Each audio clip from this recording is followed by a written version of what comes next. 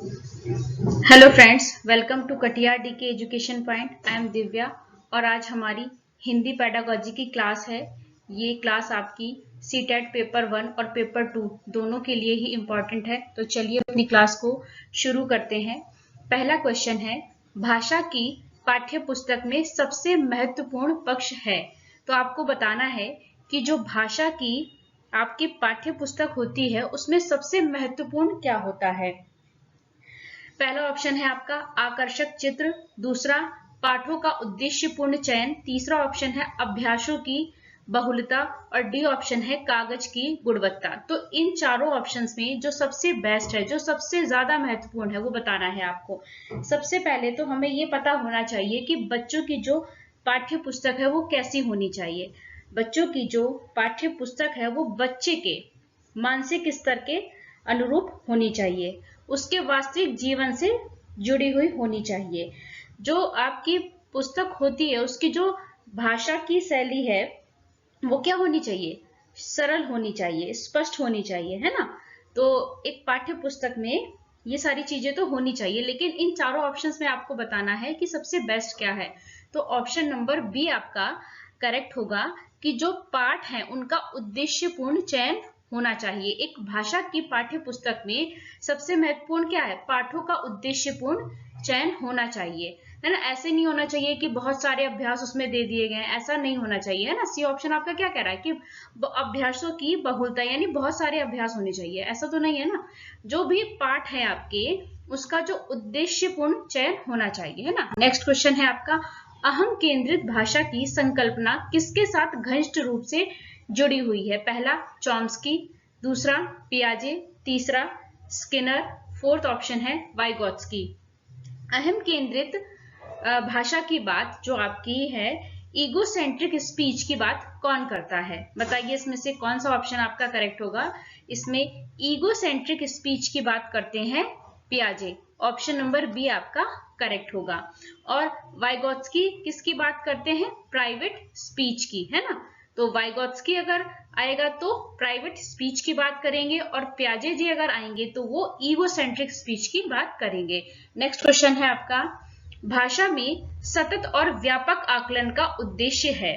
पहला वर्तनी की अशुद्धि के बिना लिखने की क्षमता का आकलन, बी ऑप्शन है भाषा के व्याकरण का आकलन करना, सी ऑप्शन है भाषा की मौखिक और लिखित रूपों के प्रयोग की क्षमता का आकलन, डी ऑप्शन है पढ़कर समझने की क्षमता का आकलन।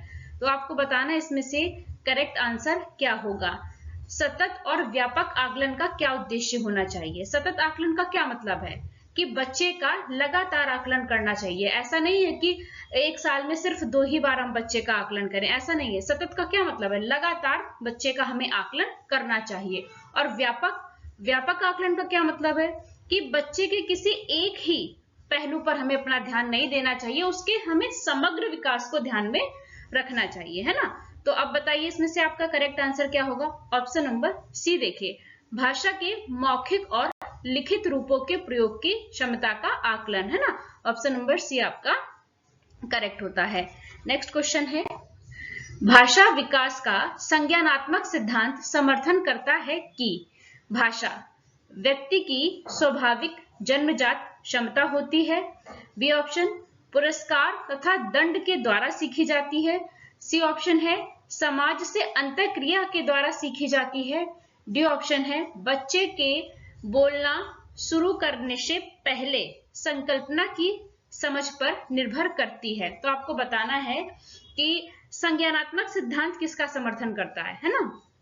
तो संज्ञानात्मक सिद्धांत जो है वो किसने दिया है, पियाजे जी ने दिया है। और पियाजे जी क्या कहते हैं कि पहले विचार आता है और फिर क्या आती है, भाषा आती है। तो अब आप देखिए इसमें से कौन सा ऑप्शन आपको करेक्ट लगता है। जो आपके नॉम चॉम्स्की हैं वो क्या कहते हैं कि बच्चे में जन्मजात क्षमता होती है भाषा को सीखने की, है ना।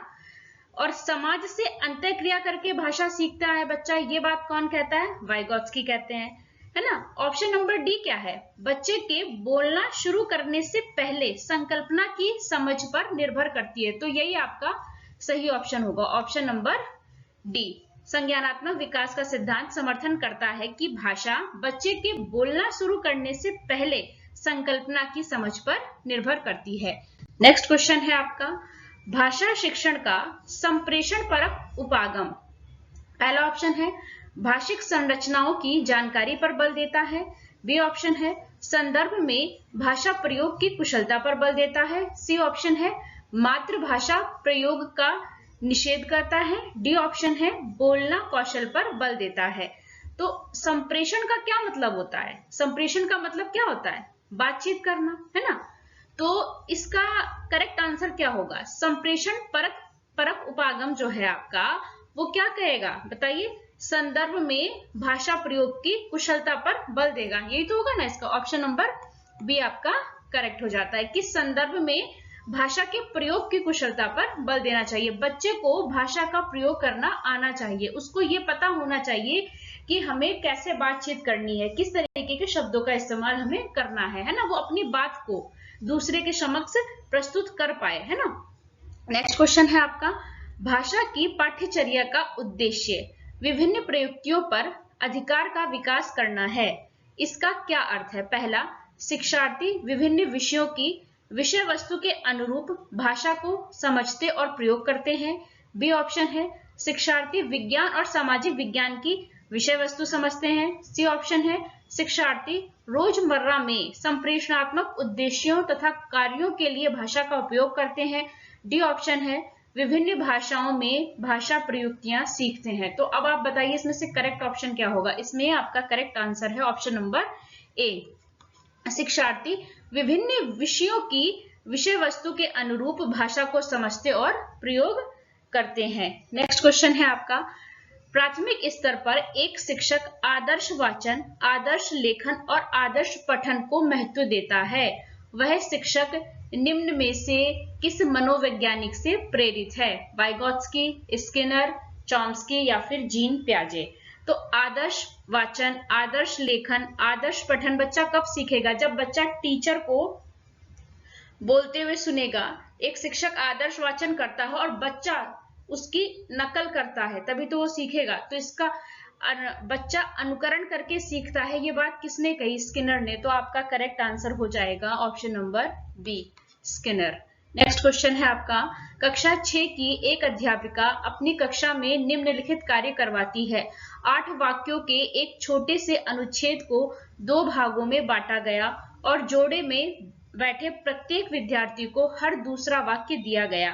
प्रत्येक शिक्षार्थी एक दूसरे को वाक्य बताते और उन्हें पूरा अनुच्छेद लिखना है। इस कार्य को क्या कहते हैं? अनुच्छेद श्रुतलेख, वर्तनी श्रुतलेख, पारस्परिक श्रुतलेख या फिर पठन श्रुतलेख। तो आप बताइए इसमें से कि जो अध्यापिका ये जो बच्चों से कार्य करा रही है, ये क्या है? ये पारस्परिक श्रुतलेख है, क्योंकि बच्चे इस काम को एक साथ मिलकर कर रहे हैं, तो ये क्या है? पारस्परिक श्रुतलेख है। नेक्स्ट क्वेश्चन है आपका, व्याकरण सीखने से क्या आशय है? व्याकरण के नियम सीखना।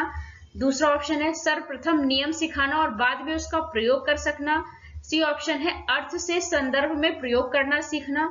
डी ऑप्शन है किसी भी भाषा के लिखित और बोले जाने वाले स्वरूप में गलतियां निकालना। तो व्याकरण सीखने का क्या आशय है? ऑप्शन नंबर सी आपका करेक्ट होगा, अर्थ से संदर्भ में प्रयोग करना सीखना। नेक्स्ट क्वेश्चन है आपका, बुनियादी अंतरवैयक्तिक संप्रेषण कौशल की अवधारणा किसके द्वारा दी गई? तो इसमें आपको बताना है बिक्स की अवधारणा किसके द्वारा दी गई। तो बिक्स होता क्या है? आपको पहले तो ये पता होना चाहिए कि बिक्स क्या है। बेसिक इंटरपर्सनल कम्युनिकेशन स्किल, है ना, बिक्स की फुल फॉर्म है। और बिक्स क्या है? ये एक सोशल लैंग्वेज है। हम अपनी डेली लाइफ में अपनी फैमिली के साथ, अपने फ्रेंड्स के साथ जिस तरीके की भाषा का उपयोग करते हैं, वो क्या है? वो बिक्स के अंतर्गत आती है ना। एक होता है आपका kelp, cognitive academic language proficiency. ये क्या है? ये आपकी एकेडमिक लैंग्वेज है ना, एकेडमिक लैंग्वेज है। और आप अपने स्कूल में अपने टीचर के साथ जिस भाषा का इस्तेमाल करते हैं वो आपकी कैल्प के अंदर आएगी, वो आपकी एकेडमिक लैंग्वेज होगी, है ना। तो बिक्स क्या है? बिक्स की अवधारणा किसने दी है? तो ऑप्शन नंबर डी आपका करेक्ट होता है, जिम क्यूमिन ने बिक्स की अवधारणा दी है। नेक्स्ट क्वेश्चन है, वाचन कौशल को विकसित करने का एक महत्वपूर्ण पहलू है। पहला, स्पष्ट तथा शुद्ध उच्चारण का प्रयोग करना। बी ऑप्शन है आपका, वाणी को मीठा तथा सुरीला बनाना। सी ऑप्शन है, संदर्भ तथा स्थिति को ध्यान में रखते हुए बोलना। डी ऑप्शन है, उतार चढ़ाव तथा लय से बोलने का अभ्यास करना। तो वाचन कौशल को विकसित करने का सबसे महत्वपूर्ण पहलू क्या है? संदर्भ तथा स्थिति के अनुसार, संदर्भ और स्थिति को ध्यान में रखते हुए बोलना। तो ऑप्शन नंबर सी आपका करेक्ट हो जाता है। नेक्स्ट क्वेश्चन है, एक पठन सामग्री को बारीकी से पढ़ने का क्या अर्थ होता है? आप किसी पठन सामग्री को बारीकी से पढ़ रहे हैं, है ना, तो उसका क्या अर्थ होता है? पठन सामग्री में क्या है यह जानना। दूसरा, पठन में रुचि उत्पन्न करना। तीसरा, विशिष्ट सूचना ढूंढना। और डी ऑप्शन है, पठन सामग्री की प्रामाणिकता जांचना। तो आप अगर बारीकी से पढ़ रहे हैं तो क्या होगा? विशिष्ट सूचना को आप इकट्ठा करने के लिए पढ़ रहे होंगे। तो ऑप्शन नंबर सी आपका करेक्ट हो जाता है। अच्छा, एक होता है आपका विस्तृत पठन। तो आप बताइए, विस्तृत पठन किस लिए किया जाता है? रुचि और आनंद के लिए, मनोरंजन के लिए, है ना। जब हमें, जैसे आपने देखा होगा बच्चे स्टोरी बुक पढ़ते हैं, तो जब स्टोरी बुक पढ़ते हैं आप किस लिए पढ़ते हैं? आपको आनंद आता है ना, अच्छा लगता है उसको पढ़ना, तो वो क्या है आपका? विस्तृत पठन होता है वो। नेक्स्ट क्वेश्चन है, भाषा सीखने के संदर्भ में कौन सा कथन सही है? बच्चों में भाषा अर्जित करने की क्षमता जन्मजात होती है। बी ऑप्शन है, बच्चों में भाषा अर्जित करने की क्षमता जन्मजात नहीं होती है। सी ऑप्शन है, बच्चे विद्यालय आकर ही भाषा सीखते हैं। डी ऑप्शन है, बच्चे विभिन्न संचार माध्यमों से भाषा सीखते हैं। तो आपका करेक्ट आंसर होगा ऑप्शन नंबर ए, बच्चों में भाषा सीखने की क्षमता जन्मजात होती है। नेक्स्ट क्वेश्चन है, एक अध्यापक विद्यालय शिक्षा के बुनियादी वर्षों में बच्चों को भाषा की कक्षा में शब्द, शब्द समूह, शिशु गीत, तुकबंदियां और छोटी छोटी कहानियों से परिचित करवाता है। वह भाषा अधिगम के किस उपागम का अनुसरण कर रहा है? तो ये इसका करेक्ट आंसर होगा आपका समग्र भाषा उपागम।